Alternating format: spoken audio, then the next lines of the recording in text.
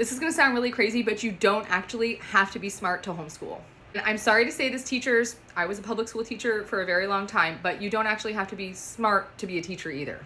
Also, we might all have different perceptions as to what smart actually means. But the actual bachelor's program to get your bachelor's degree in education, it's not really teaching you the content. Like, you're not learning science and math and reading and writing. You're more so learning how to manage a classroom, learning how to implement math and reading and writing into your classroom. It's not like you're sitting there in a math class learning how to do math in order to become a teacher. Now, when it comes to homeschooling, you do not have to actually know the content in and out. The reason for that is because homeschool curriculums come with something called a teacher's guide. And this is the same for public school teachers. We would get these big old teacher's guides and it would tell us exactly what to say to our students, how to teach the content. For example, when I taught 5th grade and we were doing long division, I hadn't done long division for many, many years. So I relied on that teacher's guide to teach me how to teach my students. That is the same with homeschooling. And it doesn't matter what curriculum you use, it's all the same thing. I mean, it literally tells you line by line what you're going to say. It tells you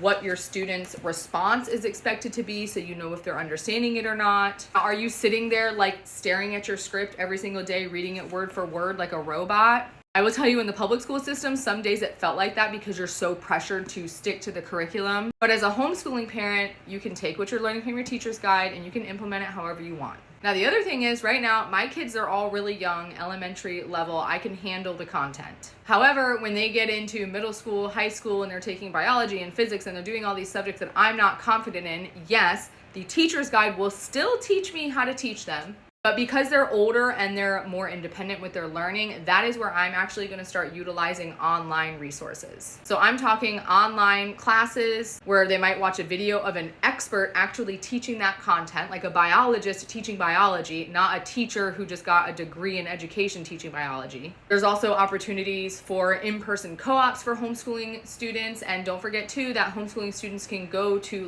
the local public school or dual enrollment with college and take courses there as well. You yourself as mom, as the homeschooling parent, as the homeschooling teacher, your basic knowledge of math, reading, writing, those kinds of things, if you have that teacher's guide, you're going to rely on that.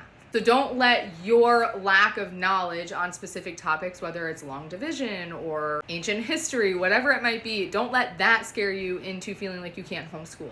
There is so much support out there, whether it's through those curriculums with the teacher's guides, online resources, so much support.